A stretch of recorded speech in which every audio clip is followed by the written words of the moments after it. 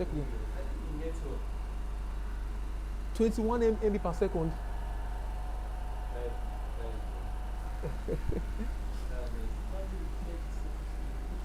All right, so we are back live. Sorry, we had to go off for a moment, but we are back online now, and our speaker will be joining us very shortly. I think this session is going to be basically questions and answers.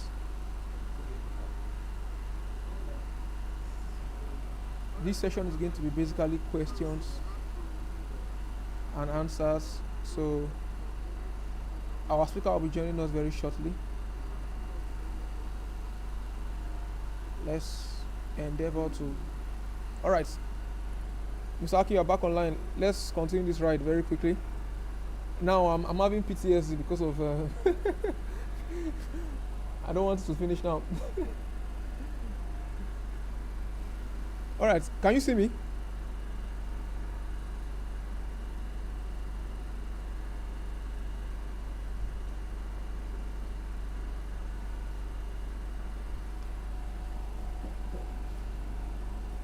So, Mr. Akinola, can you see me?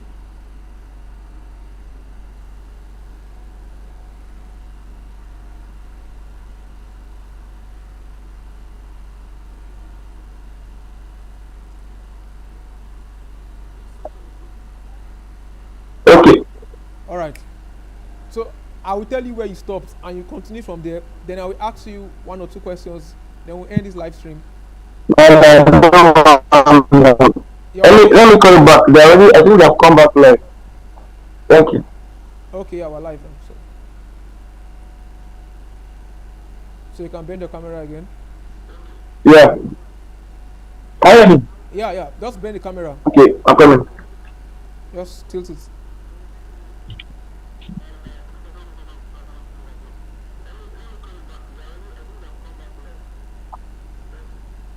Okay. We're live, Bobby. So let's get on with the questions. Yeah.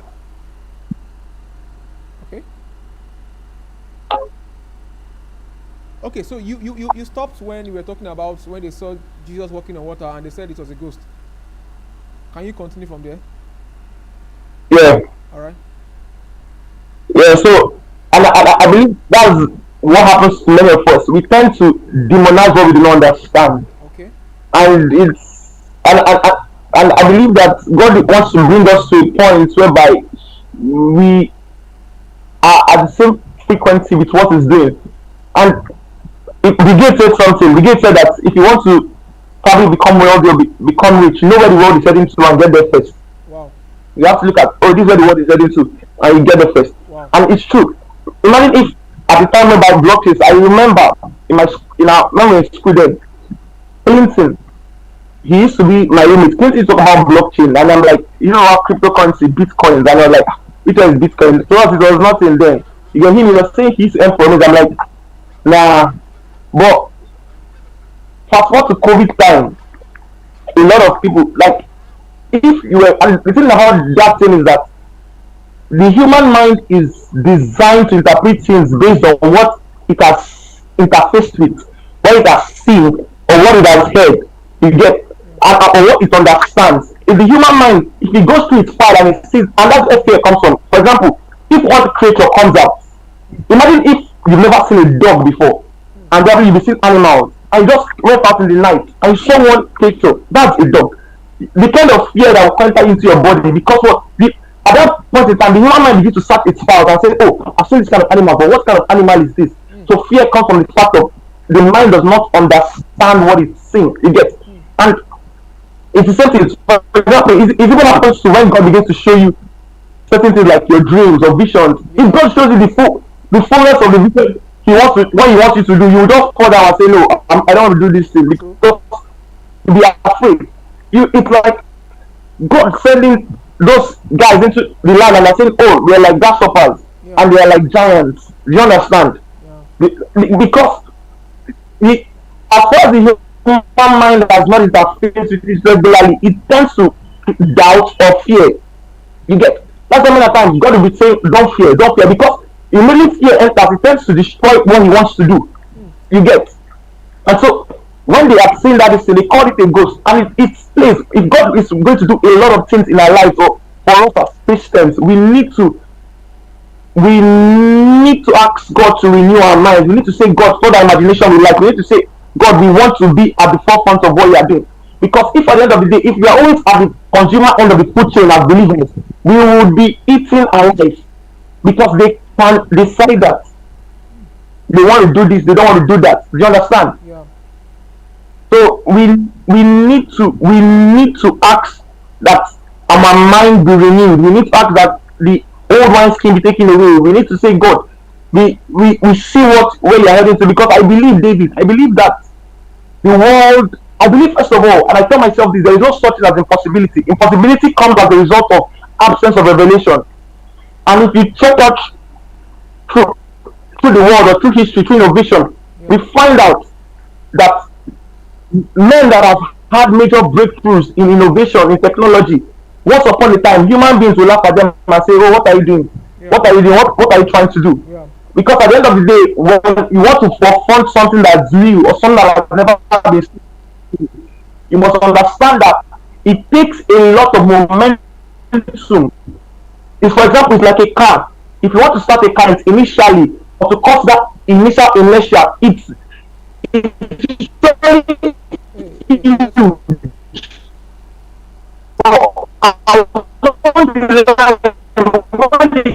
Yeah, the network is lagging.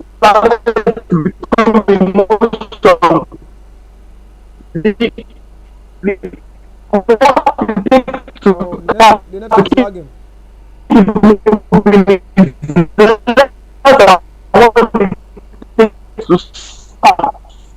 You get. Okay, And so that's where the okay, sorry, difficulty lies in the beginning, when a sorry, please lot wait. of things. Sorry, please wait. Can you go back to when you were saying when you're about to do something that no one has done before? It takes a lot of momentum because the network began to lag afterwards.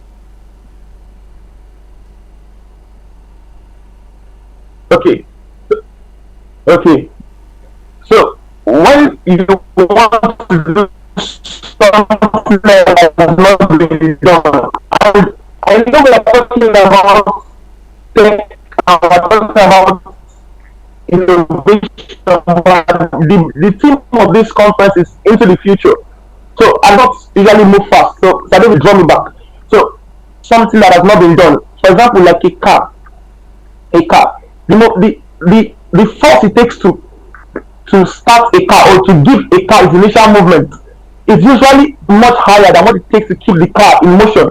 Because at the beginning, to give that car momentum in the beginning, it takes force. It takes a lot of effort. It takes a lot of stress. If, for example, let's use the example of maybe you want to push a car. Now they say, okay, a car gets spoiled, and they say, come on, help us and push it. You see, in the beginning, it takes a lot of strength. In the beginning, when you're trying to push the car, you're trying to push it. But when the car is already in motion, it's usually minimal force to keep that car in motion. Yeah. So it's the same thing. When God wants to do something new in a life, or in a generation, or probably when God is in technology innovation. For Yeah. example, the play we are seeing today. Once upon a time, I studied about the Wright brothers, and I found out that when they were doing that plane, there was a publication in the newspaper that says that it was some form of mockery that man is attempting to fly. So it was like mockery that say, "Oh, man is attempting to fly. He says he's going to fly." And I was the lie, the only person that was even designing the plane, the Wright brothers, because animals understand it for flight. There has usually been that concept of flight, and I'd like to say something, Sir David. God, when God created the world, He did not just give man raw material in terms of trees, in terms of what you are seeing. God also gave man a a material that will cause inspiration, and that's why you see that man looked at the Ah, network is man breaking. said, "Oh, I believe we Please, you can have to go fly." back to what you just said now. You have to go back. Man Wait, looked at probably the wait, sorry, just wait. the waves The network is breaking on the of side of some you. kind of fishes, and say, "Oh, Wait, rain." sorry. In the beginning, Sorry. I think we're having a little bit of network issues from your end. The statement you made now, I want that statement to be okay, on the okay. So record where will I start from? very clearly. You said that when God was making um, creation, he didn't just give man Okay, what's the statement? resources. He didn't just give man natural So, resources. Yeah. uh, So I want you to say it yeah, again. It lagged when you were saying it. yeah. So when God was creating man, He didn't okay. So when God was creating man, He didn't just give man raw materials for him to create. He gave man another form of material, and that is something that was inspiration.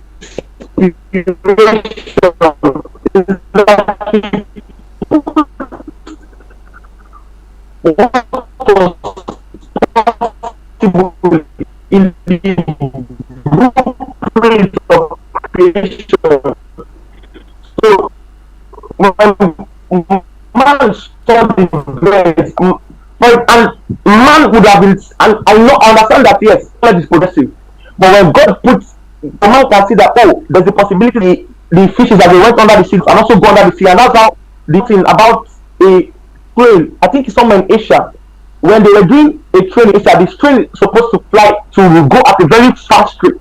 But the problem was that anytime the model of that particular train, when the train was going at that fast, like it was going like sonic speed or something like that, it created some form of noise. So one day, a creator, an inventor, was looking at, I think what it was just outside or something, but he saw a bird. He said, "How is this bird going so fast and you can't hear this noise?" So he went to study the bird, and that was how they were able to alter the model of that train to be able to what to overcome that noise.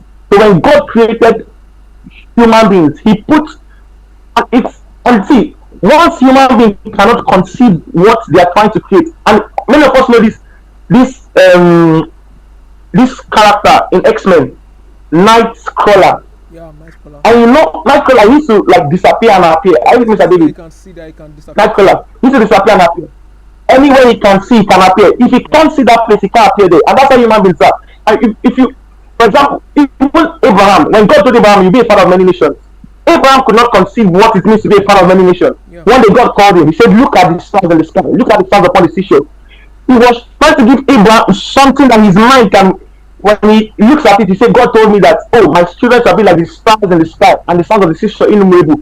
When he had the mental picture of that, he believed that it would come to pass. And I believe that what that is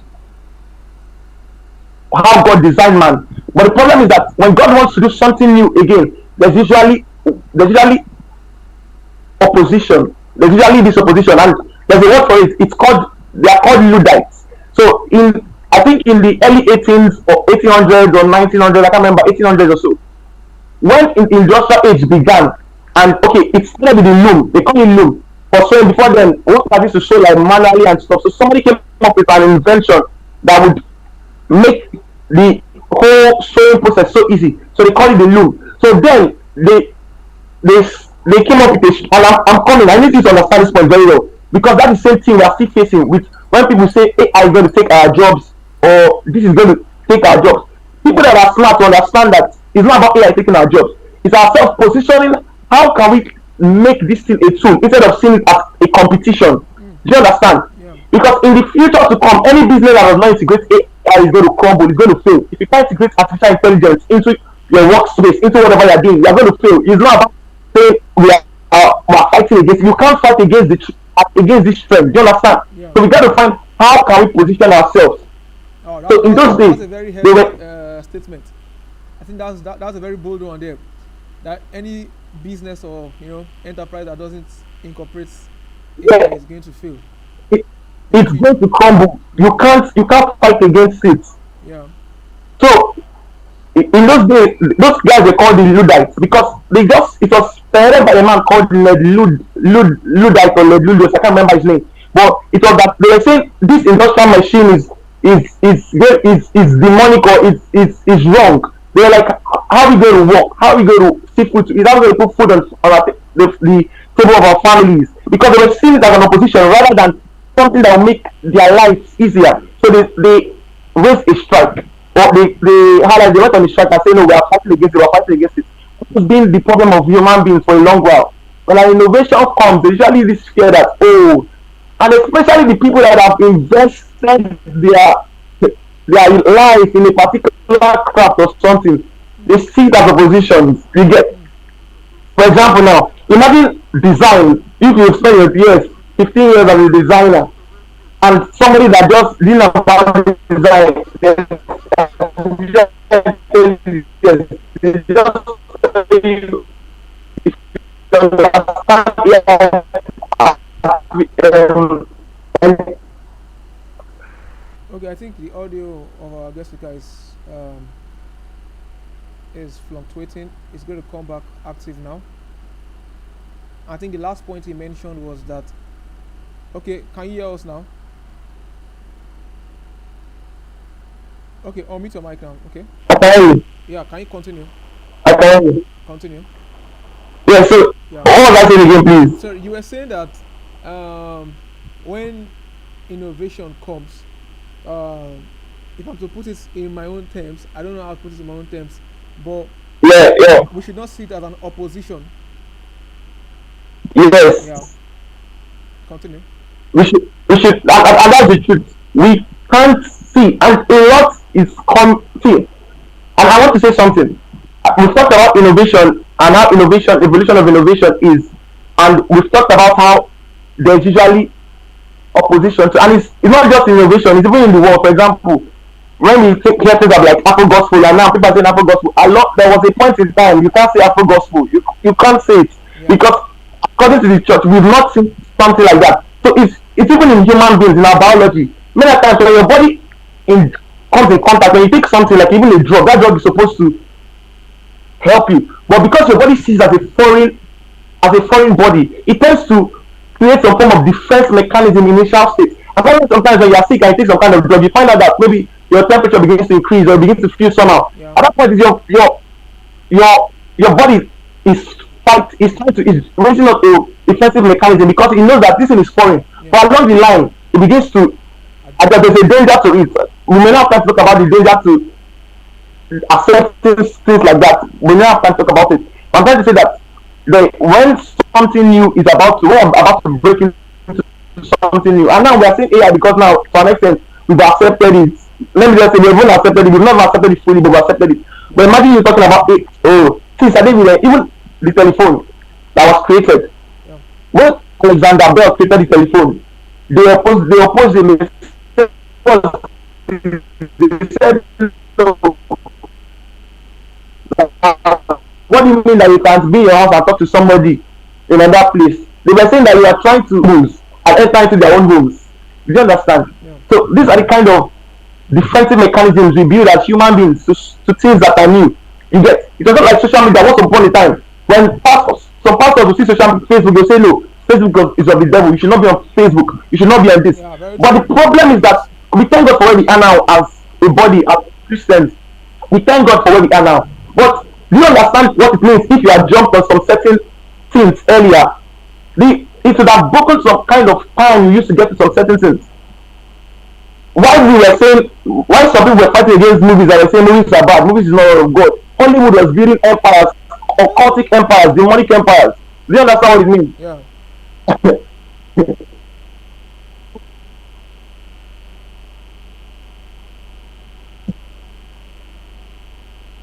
It's network. The network is breaking. we need to stop being we need to begin to spearhead things. We need what God is doing it is that precious. I don't believe it's just physical wealth. I believe God is going to be placing believers at strategic points. But my problem as I think about it is that we should not tend to say, oh, God wants me to blow. God wants me Okay. The network is to breaking. The network is breaking. mentality is going to kill what God wants to do. We have to because when we tend to see God just now say, oh, Okay, continue. can you hear me? Very well.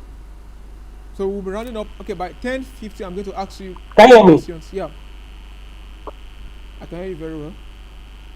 Okay. So what's the last thing you heard me say? You're saying when God wants to